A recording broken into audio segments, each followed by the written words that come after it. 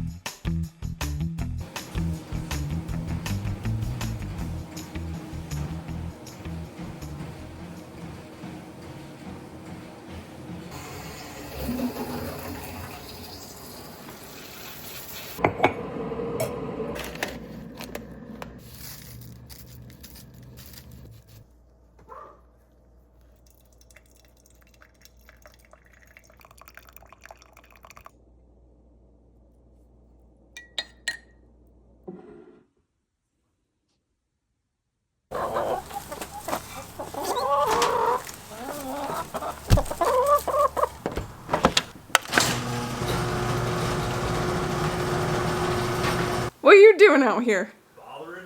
You bothering? You take off that jacket with your company logo. Behind. Okay. I'm gonna stay behind it. That's why I poked out to see what angle you were at. Squatched. I'm squatched. Sure are. I can't squatch that long. Well, keep going, I guess. You need to put on shoes if you're out here. I broke all these tiles. I'm nowhere near them. They flew all over. There's pieces over there. Well, that's how you get feet strong. That's not true. You know, like those MMA fighters who kick trees to break their shins over and over again? You're not an MMA fighter. I started all 3 of my furniture restoration projects at the same time last week, and I did not get very far. I just got through to the prep phase. I sanded everything that needed sanding. I went to Lowe's. I bought paint for one thing. This one. Stain for another thing, and all of the materials to tile the dresser top that I want to put all my plants on, and you won't see anyway, but that's besides the point. What really is the point is, girl, have you ever broken a tile with a hammer?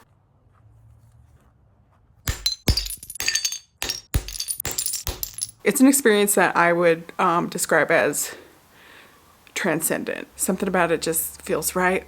Something about it feels good. There's a satisfying snap. Like a psychopath. It's great. 10 out of 10 recommend. But yeah, I had several different types of tiles left over from the renovation of the house. And so I tested a bunch of stuff out.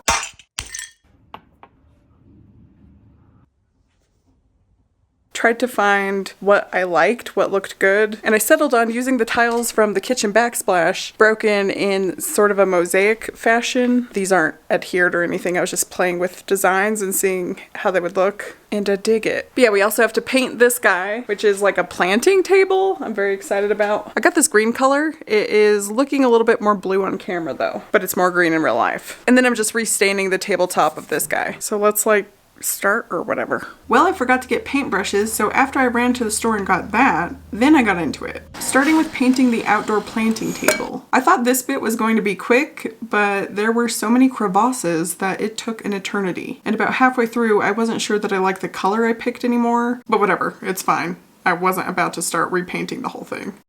But then I got to work on the mosaic tabletop. I'm just gonna be completely honest with you. I don't know if I did this correctly or if it will last at all, but I just slapped on some tile adhesive and started finagling pieces on. It dries super quick, so I had to work faster than I wanted, puzzling the pieces together. Good thing I finished 5th place in that puzzling competition that one time. This worked out pretty okay, and I'm kind of really into mosaicing things now. But I had to let this set up completely overnight, so it was on to the next project, staining the top of this table. Full disclosure, I did not sand this well enough the first time, so I had to re-sand everything the next day and restain it so it would be an even color. You guys, I'm trying to take a picture of this. It's nearly 5 o'clock. I spent all day in the garage doing those furniture projects. I'm pretty much done. The only thing that's left is on the table with the tile is it needs to set. Then I need to apply some grout. But I'm gonna taste test this 0-carb bread and I just slap some almond butter on there. This tastes like absolutely nothing. I 1000% have something in my teeth right now, but I would give that, as far as snacks go, like a 4 out of 10. Very underwhelming. Granted, I didn't taste the bread by itself and it was a little bit frozen still. So that may have contributed to it tasting like absolutely nothing. And the nut butter as well was underwhelming. I am finding it more and more true that, I would have considered myself like a peanut butter person. Like, oh, I love peanut butter. But I think from like getting the more natural version, like the version that's just mushed up peanuts or mushed up almonds, is I don't really care for those things. What I liked was like the sugar in original Jif peanut butter. So maybe I just liked peanut butter flavored sugar. You know what I mean? And like the same would definitely be true for chocolate. Like, girl, do you really like chocolate? Have you ever had 95% dark chocolate? That shit is bitter. And I do like dark chocolate, but like the more pure it becomes, the more I'm like, this is an acquired taste. It's really kind of eye-opening because now I'm like questioning my whole life. I'm like, okay, do I really like all these different foods, or do I just like sugar with some pizzazz? Because without the sugar, some of these things are not slapping. Update, I had a bite of the bread just by itself and it can only be described as ass adjacent. So 0 out of 10. The next day began with a morning walk with Wedgman, and then I swindled her into helping me get 24 more bags of soil. Then it was straight to work on the furniture restoration, this time applying the grout, but I only got enough to make it a third of the way through, so I had to go back to Lowe's to get more.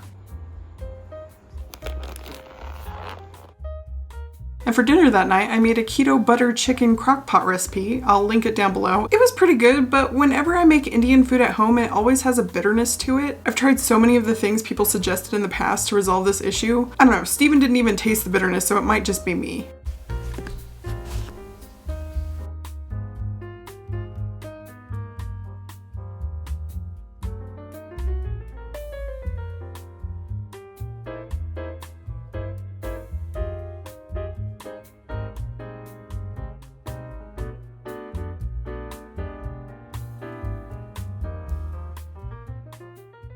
We are getting ready to go on a bike ride. That's right, we're having a date that is a physical activity. Steven's back there unloading the bikes while I'm sitting in here talking to you and about to apply some sunscreen. Lord knows I'll need it. Oh, the artistry in this shot, or the lack of a tripod.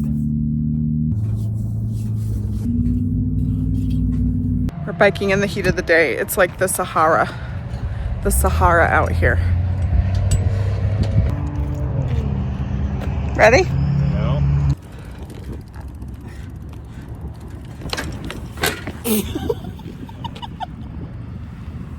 Wait.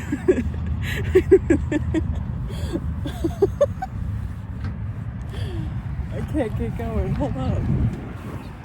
This is why I didn't want to ride on a regular street. What is going on back there? I have trouble getting on.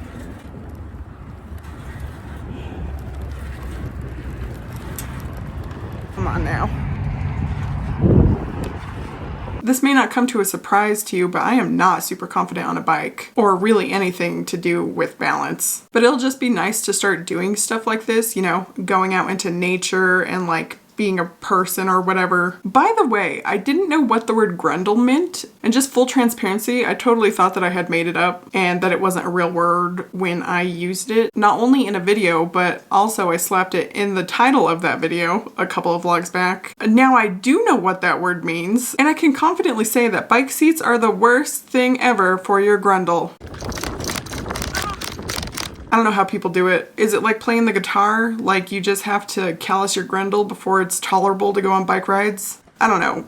But I stole some nature in the form of some little weed-like flowers that were everywhere with the hopes of pressing them to put in my journal. And my microwave is messy from splattered leftover butter chicken, so don't judge me. But the internet says that you can speed up the pressing process by smushing flowers in some parchment paper with a heavy dish and microwaving it in 30-second intervals, checking in between to like make sure nothing caught fire. And it kind of worked. Question mark? But we spent the rest of the afternoon cleaning areas to put the upgraded thrifted furniture because it was finally everything cured and ready to go. Maybe a little bit prematurely because the house did kind of smell like stain for a little while. But I really like how the mosaic top came out and it makes me want to tile everything. I think it looks good in this space too. The planting table didn't really fit where I wanted it to go, so it's just kind of floating for now on the back porch until we build a greenhouse. And then as for the table that I'm going to put in my office, we did not have the gumption to actually like clean my office and put it where it's supposed to go. So it's just kind of sitting in there as well. But I will get to it eventually. But then it was on to making dinner, and you've already seen me make this dinner in a previous vlog, but my mom found these pre-made pork rind breading things. It's just called pork with a Q. So I thought that I would try it out. And it's pretty similar to the one that I made seasoning wise, but conveniently I didn't have to blend it myself. So it'll do in a pinch. And I finally also figured out a decent sauce mixture, which I'll write out below if you're curious. It's weigh-in day, besties, so let's get into it. Last week I weighed exactly 230 pounds, and I'm happy to say that this week we have officially gotten past the 230 pound mark. As of this morning, I now weigh 227.8 pounds. So that's a weekly loss of 2.2 pounds, bringing our grand total to 29.2 pounds. I will say after last vlog, just to kind of like catch you up on the drama that's not really drama, I got back into ketosis really quickly. I think my issues were period related for some reason. Like it was just like a really tough time that week. But I've been focusing on cooking more at home. I've been tracking everything and checking my blood really frequently. And a couple of times this week I got into like the high therapeutic range when it came to keto, which I never hit before, so that was cool. Some of you were asking what I do to track my food, and I use the app MyFitnessPal, and I pay for their premium version because that's the version that lets you see the macros, you know, like how food breaks down into fat, protein, and carbs. And keeping tabs on that is helpful when it comes to trying to be keto. There's a ton more apps other than MyFitnessPal out there that do this. Maybe even some that are better. I just use it because it's what I started out with. I already know it, and it's like the least friction option to track that kind of stuff for me. But totally let me know if you found an app that you like better than MyFitnessPal, but it's just what I use. I also use this Keto Mojo to actually test my blood to see if I'm in ketosis and like how meals affect me and stuff. I usually just test like 2 hours after I eat. But yeah, it's very straightforward, very easy. Not a lot of issues this week as far as healthy habits go to report, so I think that's it for this one. I just want to thank you so much for watching. I hope you're having an awesome day, and I'll see you on the next one. Bye!